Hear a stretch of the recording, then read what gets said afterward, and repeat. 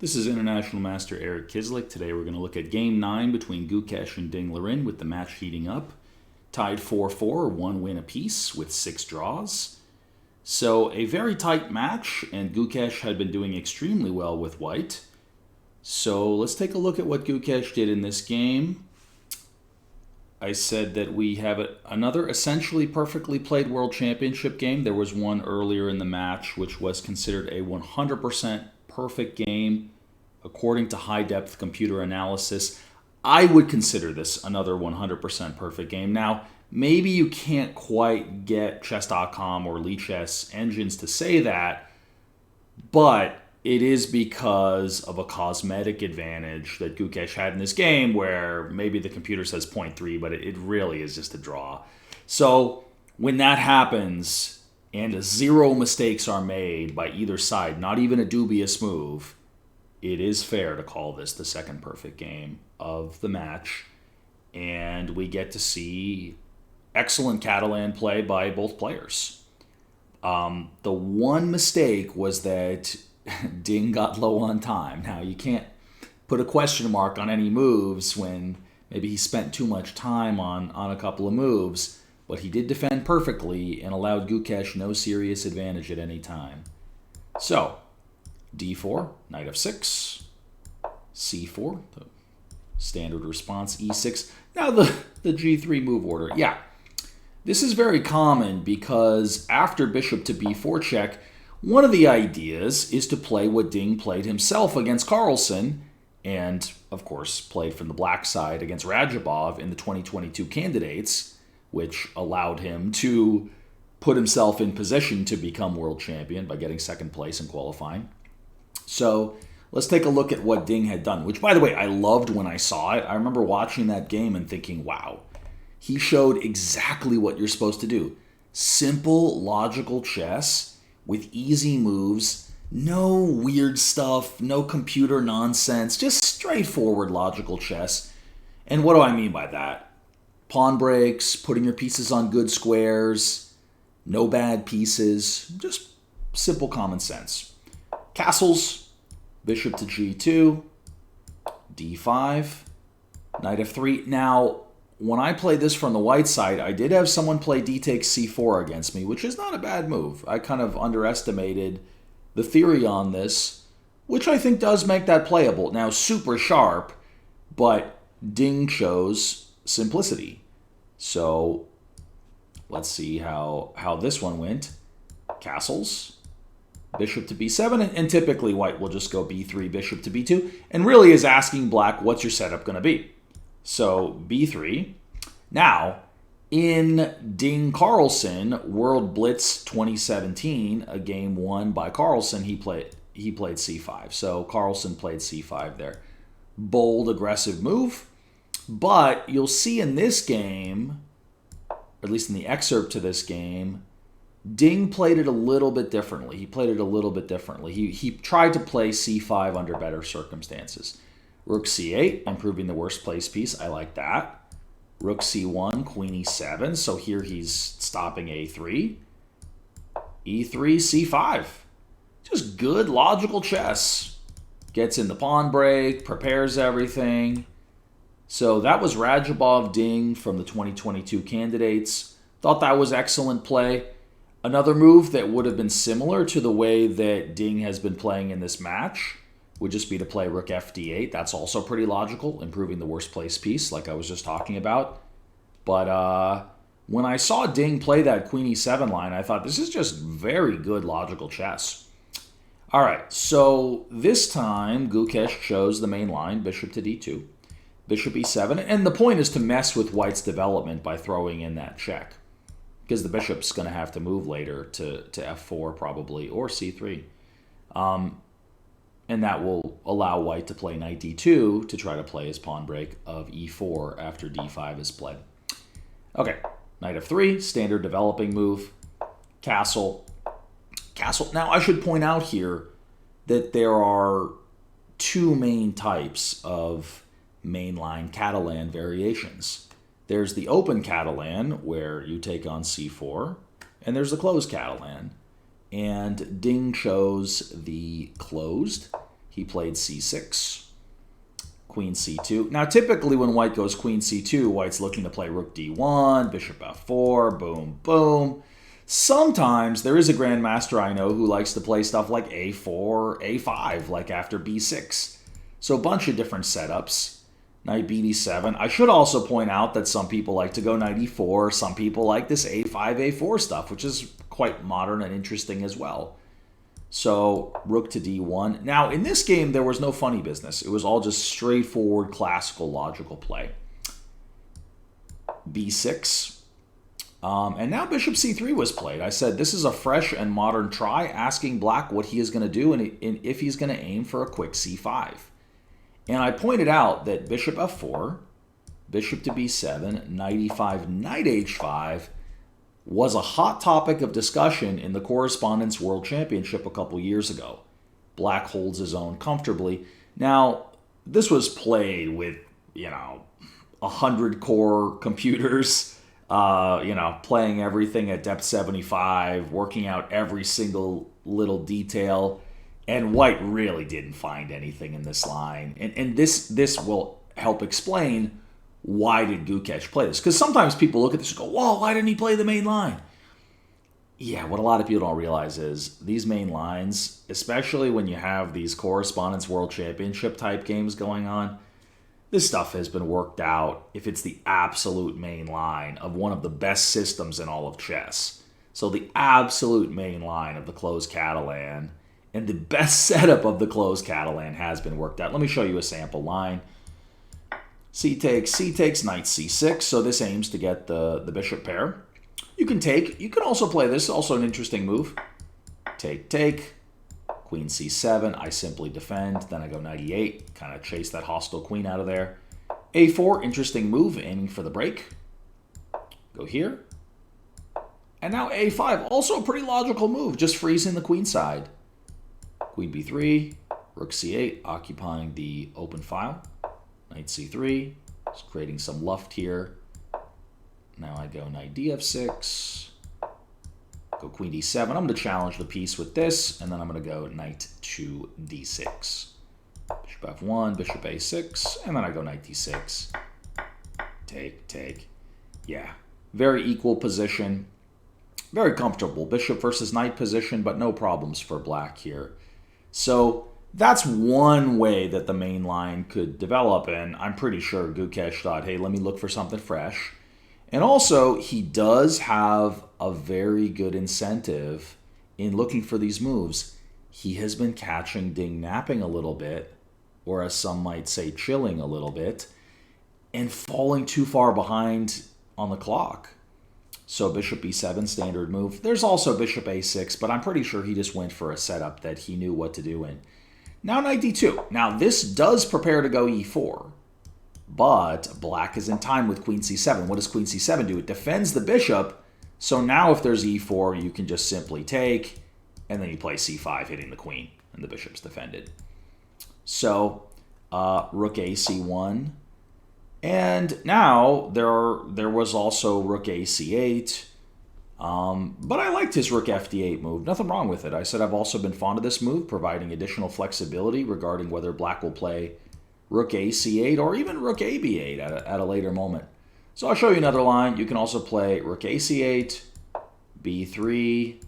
Let's say I go here, and then I can go queen b8, and I can play c5.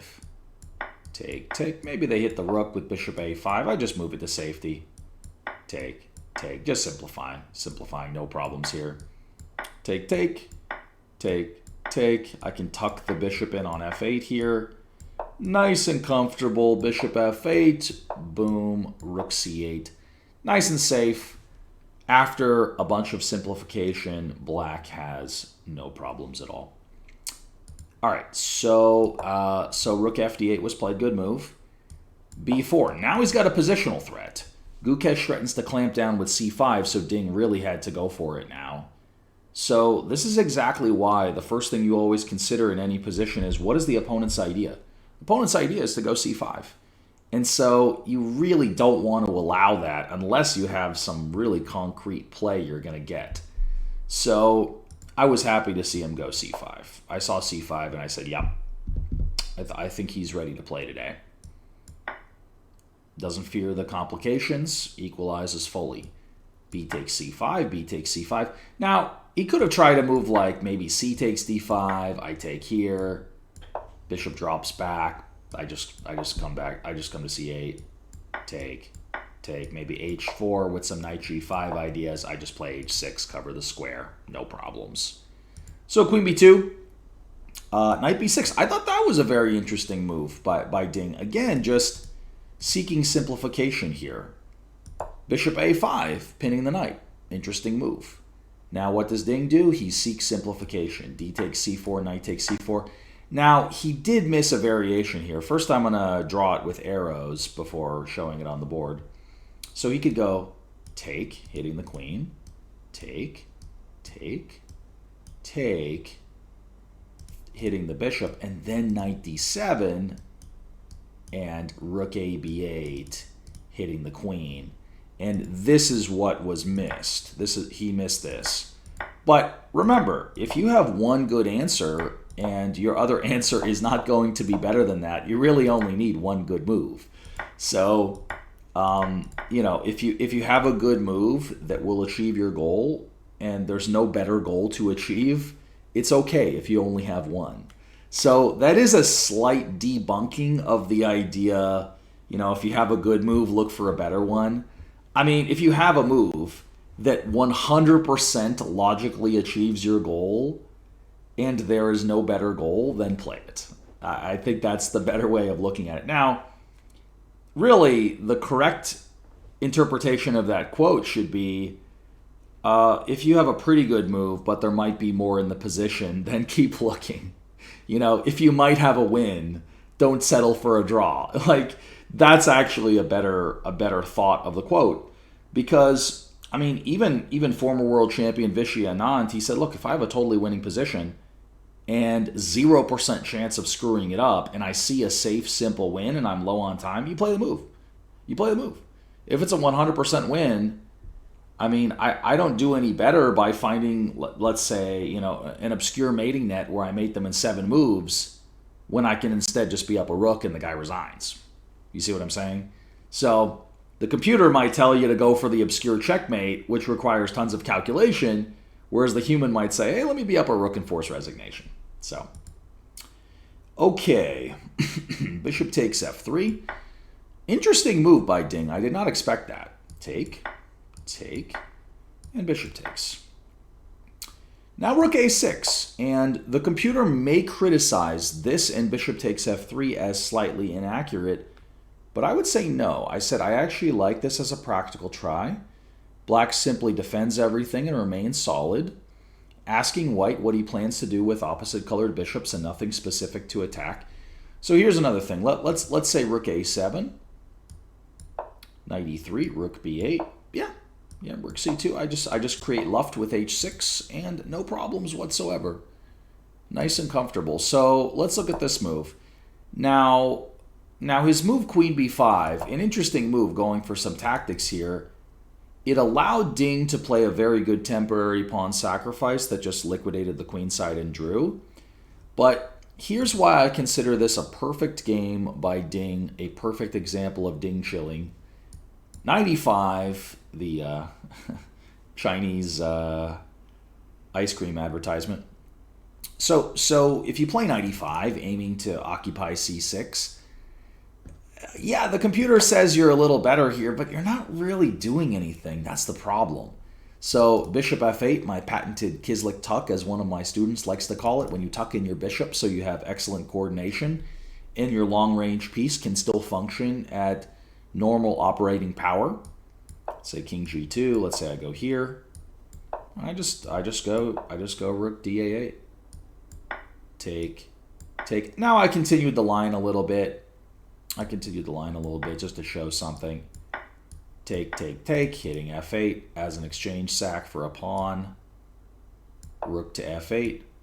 Yeah, and I can go e4, and then you can make an argument that the bishop is worth just as much as the rook here when supported by the pawn. Rook d1, e4. But notice how good my bishop is too. That bishop is fantastic on c5. That's a stable piece. I just go king h8, just get out of the way.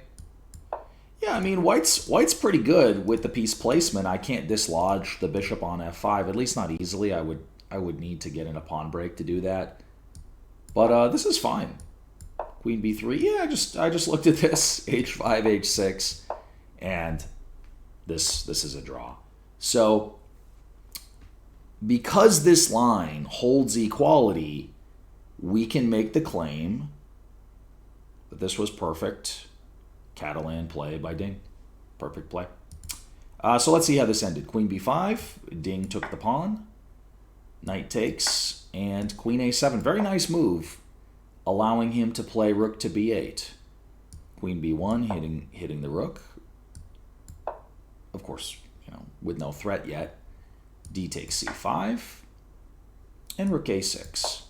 And now we have successfully played the temporary pawn sacrifice, but we can just take this and gobble up the knight. And he had nothing he could do that was better than just go into this ending with all the pawns on one side of the board. And notice what happens when all the pawns are on one side of the board.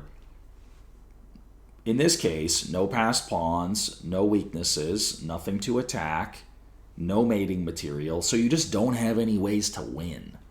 So that's why this is so drawish and so even. Rook c6. So Gukesh kind of just says, yeah, I can simplify here. I like this move, g5, just solid, opens up king g7. King g2, rook b2, solid move by Ding here. No real mistakes by either side. h3, h5. They were also moving pretty quickly here. Rook c2 hitting that bishop. I mean, might as well play a couple moves, just see if the opponent messes this up in some way. f4, okay. Take. All right, so two isolated pawns, but nothing weak. All right, so he goes here, king to e3. Take, rook c2. Just defends from the side, no problem, no problemo. Yeah,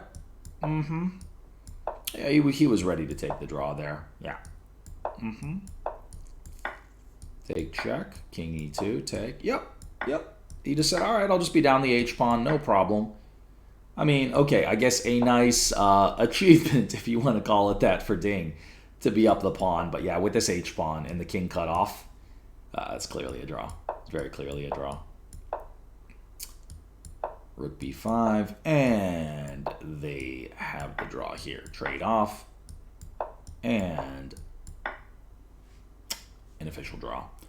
But this was a fantastic game. I think a fantastic game by Ding Liren.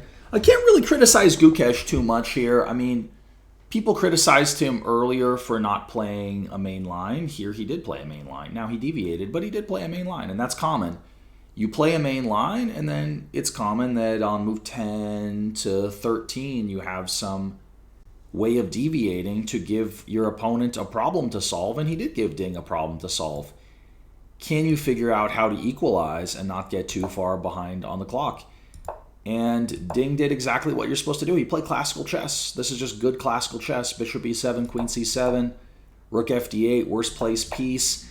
He answers the positional threat. b4, c5, gets that break in exactly like you're supposed to do. Goes for simplification, bang. Takes on f3, defends his weak pawn, simplifies again, plays a temporary pawn sacrifice. This is fantastic, fantastic positional play.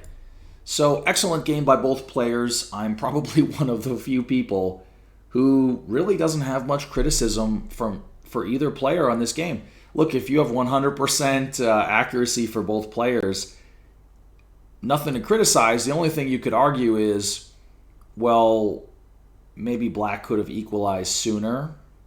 Possibly. Knight takes c4 on move 17. Doesn't really make a big difference, though. He held it.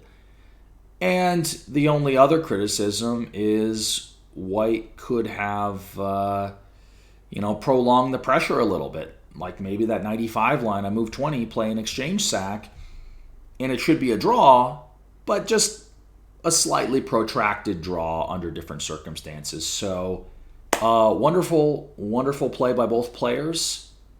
I will see you again soon in Game 10.